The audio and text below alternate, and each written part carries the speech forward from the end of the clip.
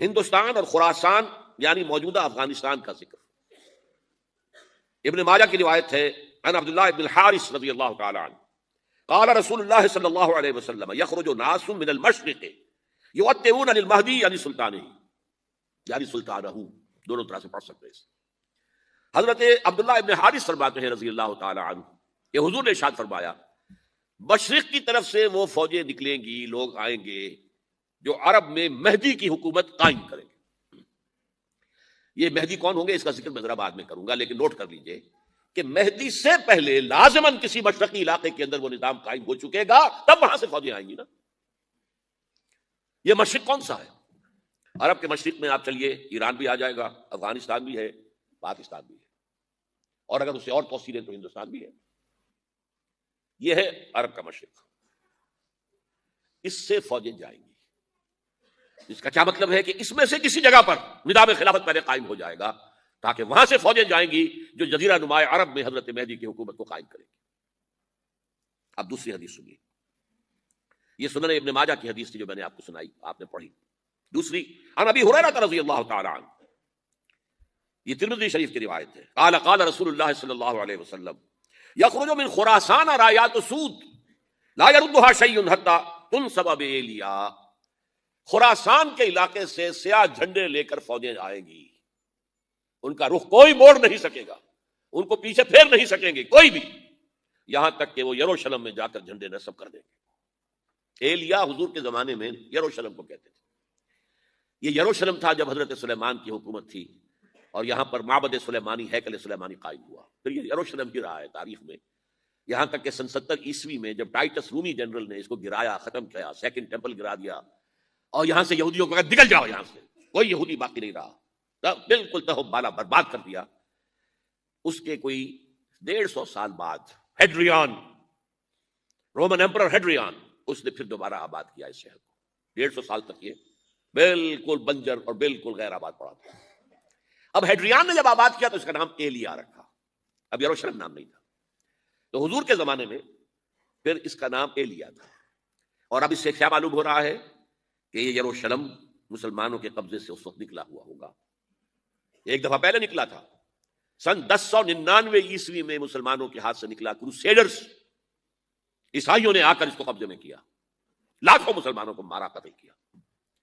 اس کو 1187 عیسوی میں واپس لیا ہے۔ کس نے لیا ہے؟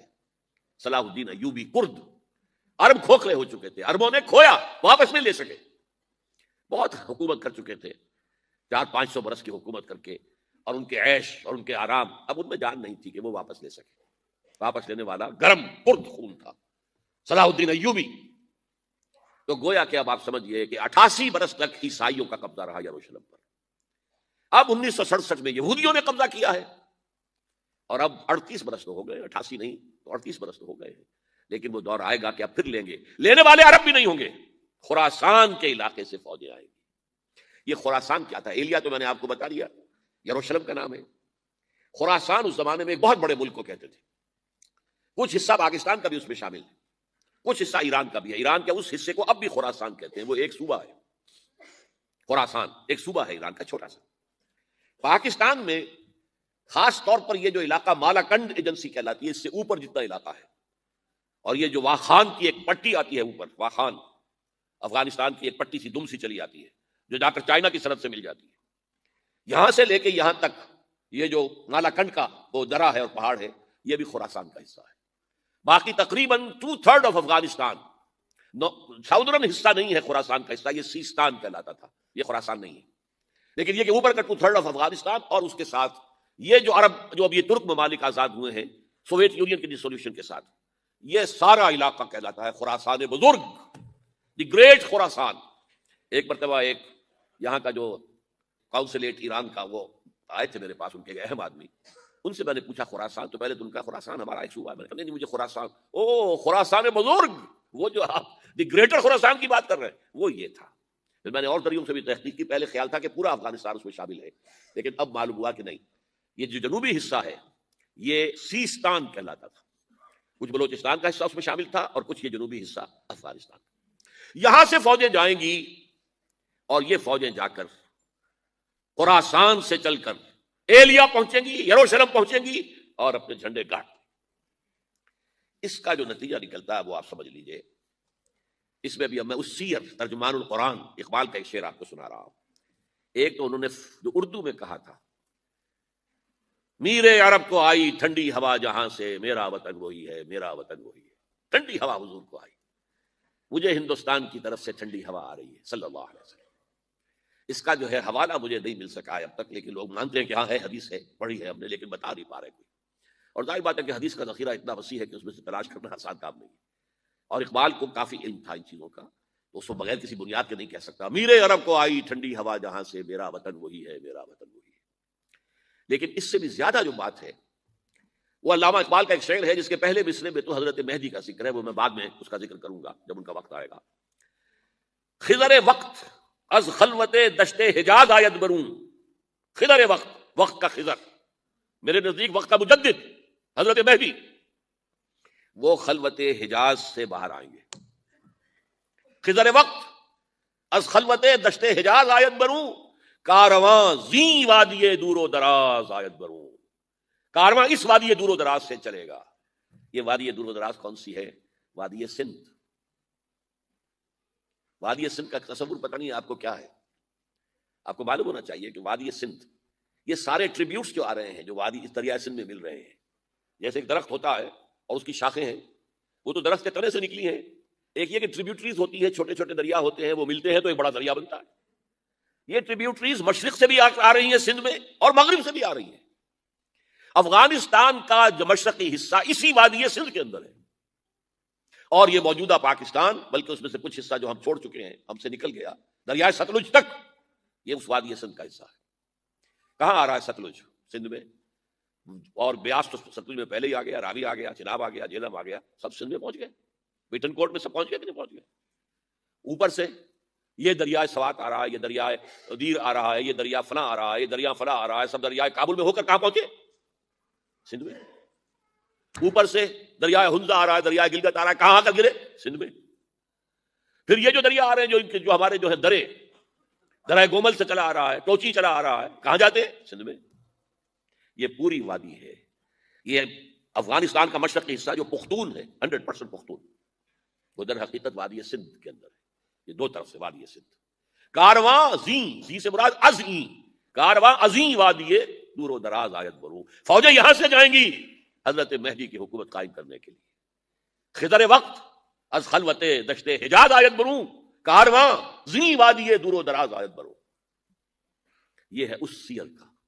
حالانکہ یہی شخص ہے جو اپنے خطبات کے اندر نفی بھی کرتا ہے کہ یہ مہدی اور وہ یہ سب تصورات جو ہیں یہ کوئی صحیح نہیں ہے، اور یہ پرانی کوئی روایات چلی آ رہی تھی، ہر مذہب میں تصور ہے، اس طرح کی بات کہی. عقل جب عقل سے بات کرتا تھا اس میں ٹھوکریں کھاتا تھا.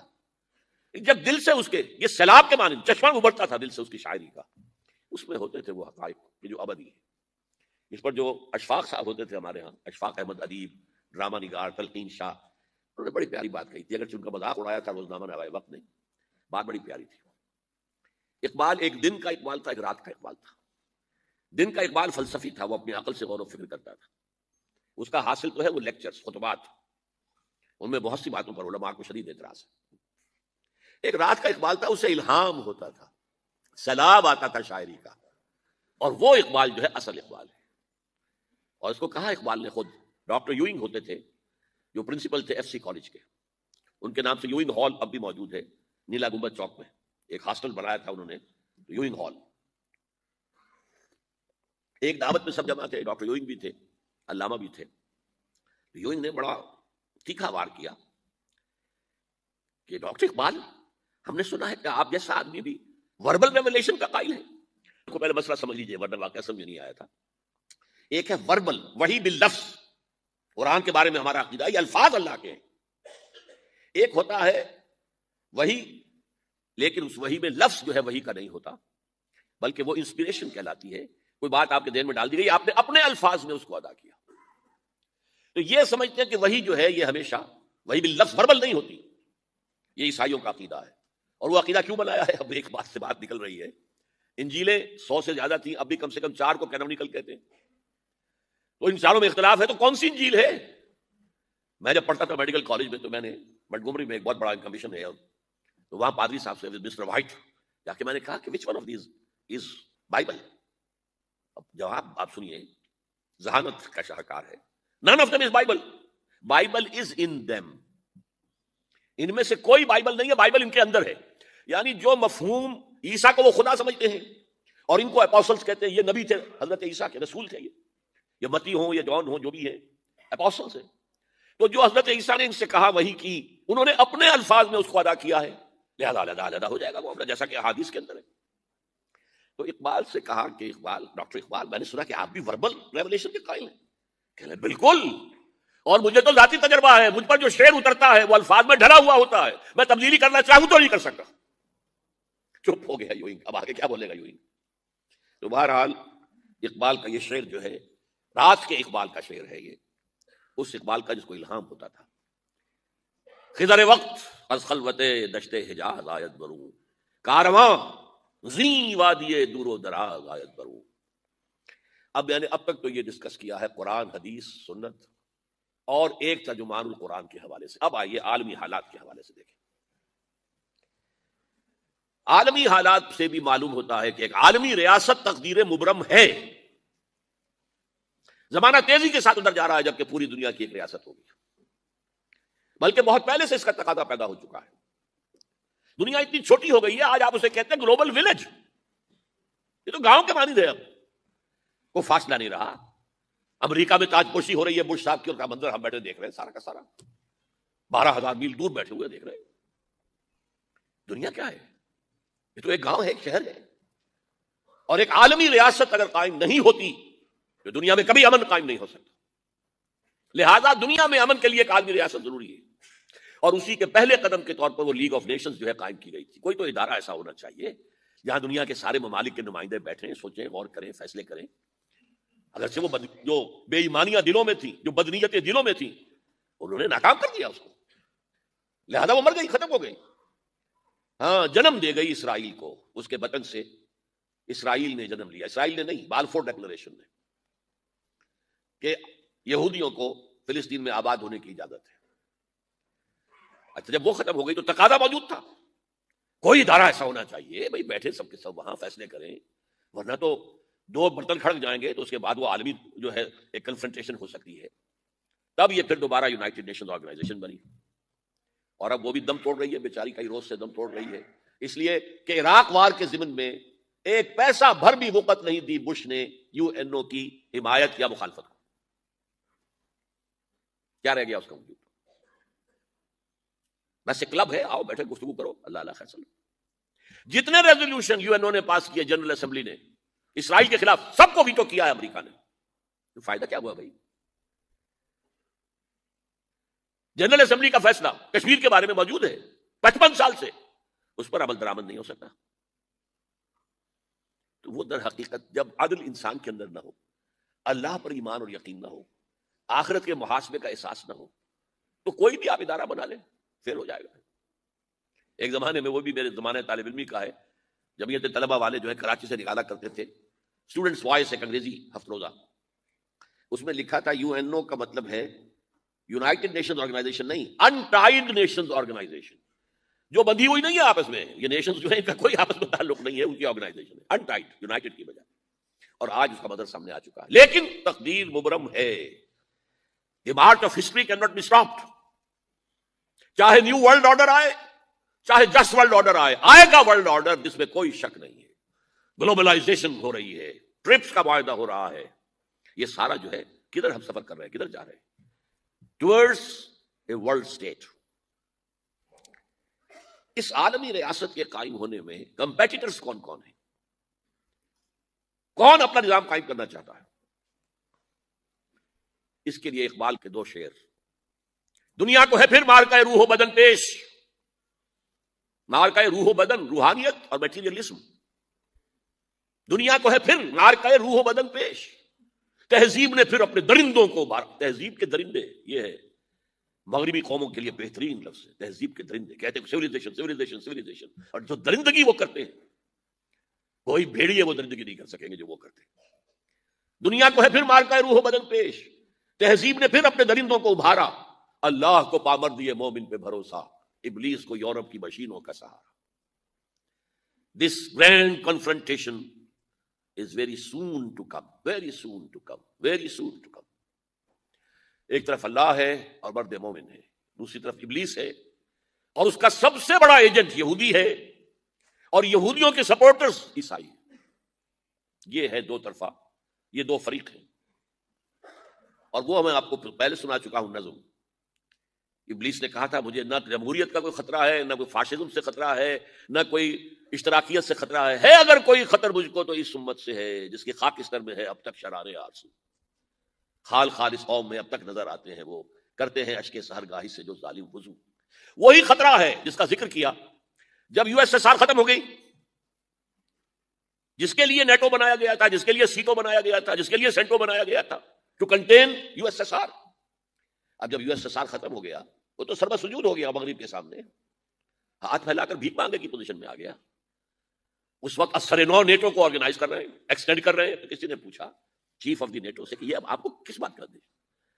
ہمیں مسلم فنڈامنٹلزم سے خطرہ ہے، وہ جو ابلیس نے کہا وہی اس نے کہا۔ ہمیں اندیشہ ہے مسلم فنڈامنٹلزم سے، لہذا ہمیں چوکس رہنا ہے اور مضبوط کرنا ہے اور تکڑے ہونا ہے۔ یہ ہے در حقیقت، ہے اگر کوئی خطر مجھ کو تو اس امت سے ہے جس کی خاکستر میں ہے اب تک شرار آرزو۔ اب دیکھیے، ایک طرف میں نے بتایا ایک یہودی ہیں اور ان کے خواب ہیں۔ خواب کیا ہیں؟ گریٹر اسرائیل قائم کرنا، جس میں تقریباً پورا